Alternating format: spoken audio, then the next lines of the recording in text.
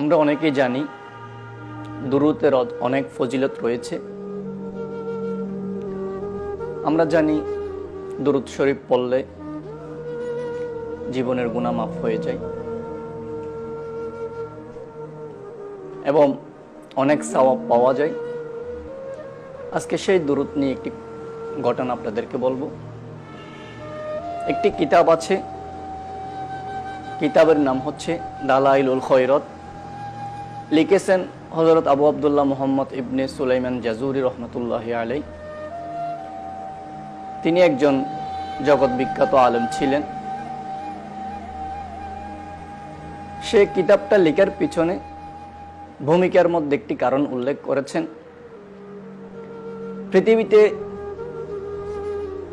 কোনো রাইটার বই লিখলে সে কেন লিখেছেন বিষয়টি ভূমিকার মধ্যে উল্লেখ করেন।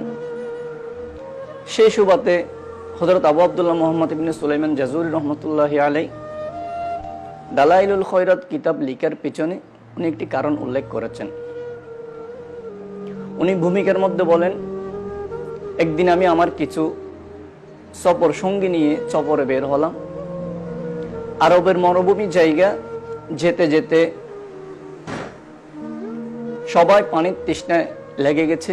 পানির তৃষ্ণা যখন লাগলো সবাই বলতে লাগলেন, হুজুর আমাদের পানির তৃষ্ণা পেয়েছে, আমাদের জন্য পানির ব্যবস্থা করুন।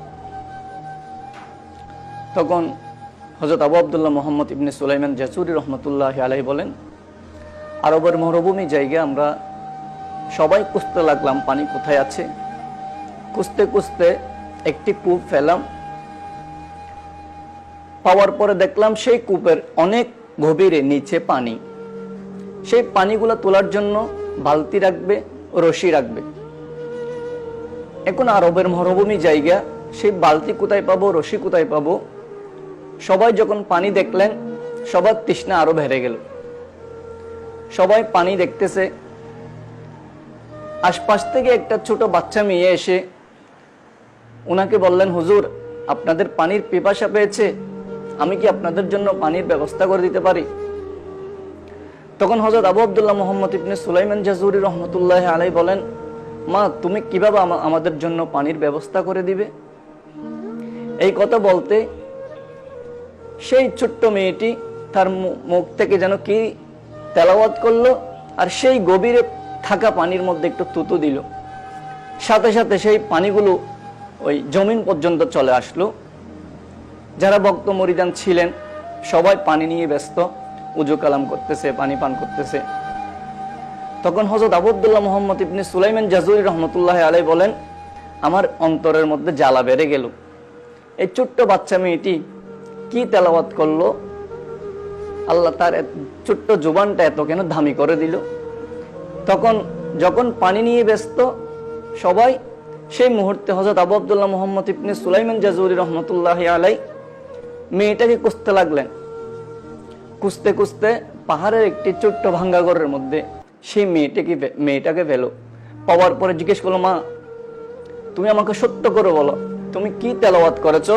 সেই নিচে পানি থাকা পানিতে তুমি থুতু দিছো, দেওয়ার আগে তুমি কি তেলাওয়াত করেছো আমাকে একটু বলো। তখন সেই মেয়েটি বলছে, হুজুর আমরা অসহায় মানুষ, গরিব মানুষ, আমরা দুব্বা ওই ভেড়া চাষ করে আমাদের জীবন যাপন করি। আমার মা একজন আশেক রাসূল মহিলা ছিল। আমার মা আমাকে একদিন বলছে, আমার মেয়ে তুমি যখন এই ছাগল নিয়ে মাঠে ময়দানে যাবে, তখন তুমি যখন সময় পাবে কাউকে গালাগালি করবে না। যে সময়টুকু তুমি ফ্রি থাকবে সেই সময়টুকু আমার নবীর উপর দুরূদ পড়বে। হুজুর আমি সেই দিন থেকে আমার মায়ের সেই নসিহা, সেই কথাটি এমনভাবে অন্তরের মধ্যে গেঁথে রাখলাম এবং সেই কথার উপর আমল করতে শুরু করলাম।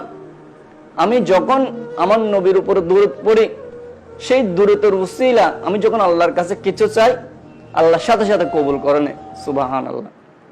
তাহলে সেখান থেকে আমাদের শিক্ষণীয় বিষয়